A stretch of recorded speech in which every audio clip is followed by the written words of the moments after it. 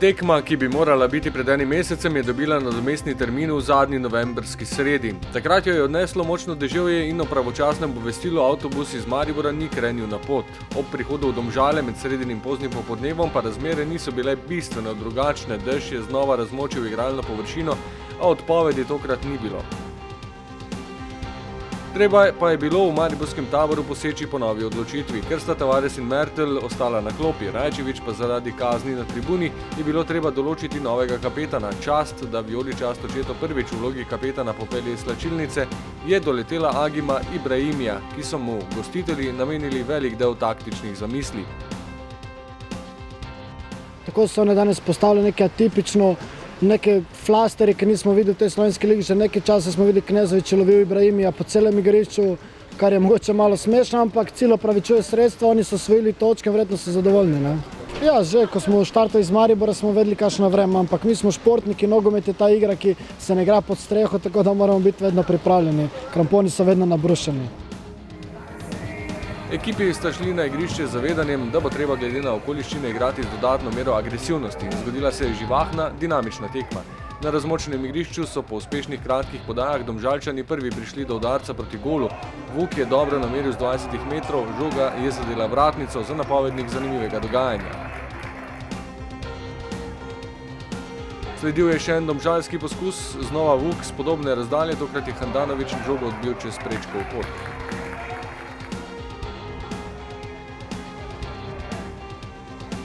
Po začetnem prilagajanju na igrišče so se že začeli vrstiti mariborski napadi. Za uvod je Črnic kot blisk švignil po desni strani, po dvoboju s Knezovićem prepustil žogo Mejaču, ki pa ob zaključku ni bil natančen.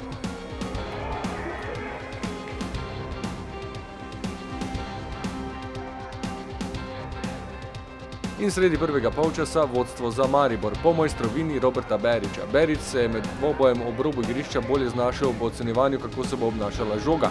Ušel je Zecu, nato pa ob mojstrskem preigravanju in nadzoru žoge tudi v težkih razmerah premagal vratarja Vidmarja.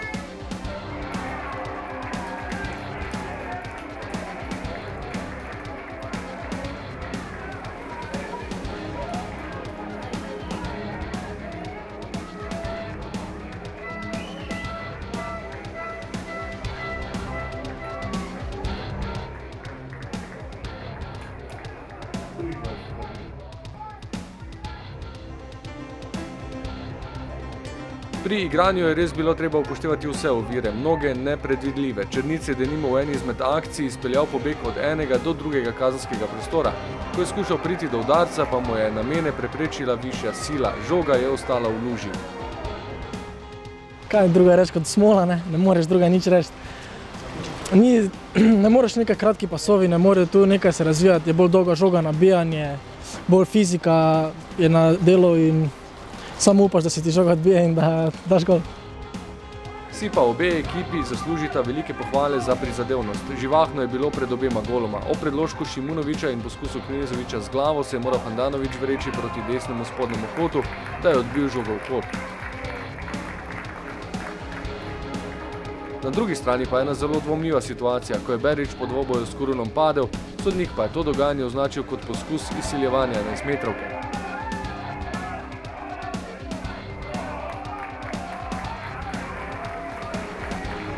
Na potrditev, da se obeta nadvse zanimiv drugi polčas, ni bilo treba dolgo čakati. Vuk se je najprej z obrata v kazenskem prostoru odločil za udarec, Handanović je bil dobro postavljen.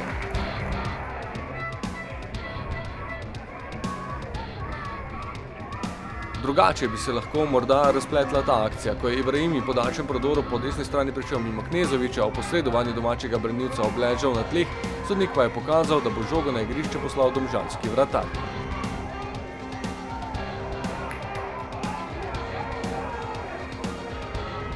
Mariborski vratar je zabeležil še eno odlično obrambo, ko je Kovjenić dobro nameril z roba kazenskega prostora, potem pa je sledila revija golov. Kar 3 v 8 minutah. Najprej Domžalčanom uspelo izenačenje. Udarcu Šimunovića je Handanović žogo le odbil, Ibejšek pa jo je iz bližine potisnil čez golovo črto.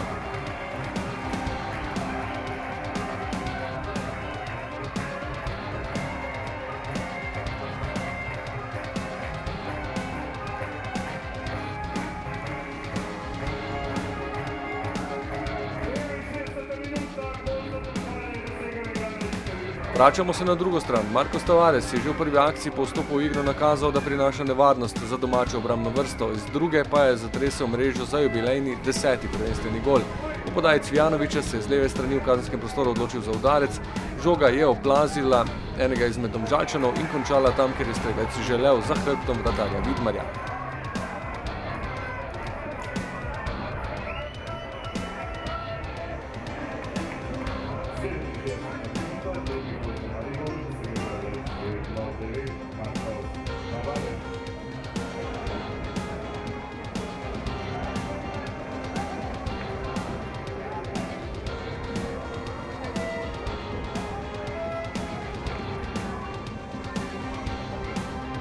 A s tem se ni končalo. Naslednji napad in rezultat je znova izenačen. S precej sreče, bolje rečeno avtogolom.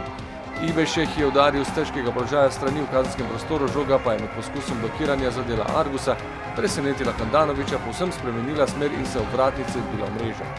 Za končnih 2-2, čeprav bi se v priložnostih rezultat še lahko spremenil.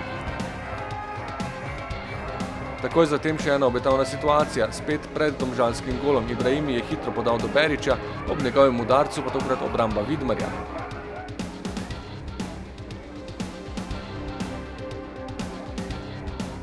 Še eno grožnjo za domačega vratarja je pomenil Cvijanovićev poskus z razdalje, žoga je zletela v levi vratnici.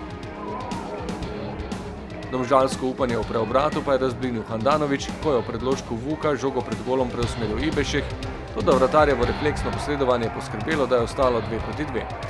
Kot so centimetri tik pred zadnjim sodniškim žvižgom preprečili tretjo žogo v domžalski mreži. Podal je Viler, Cvijanović pa z glavo nameril proti levemu kotu, žoga tik ob vratnici.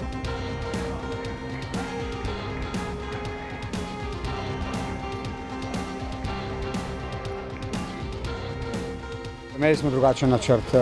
Prišli smo z namenom, da bi uspeli to igrati, kar znamo, kombinatorno z veliko pas igre, vendar to danes ni bilo mogoče. In agresivnost nasprotnika je po takem igrišču prišla še bolj do izraza.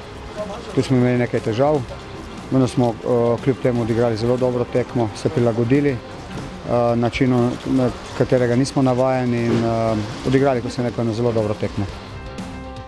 Po prigarani točki je razlika +7. Nova preizkušnja sledi v nedeljo v Murski Soboti, z začetkom že ob 13.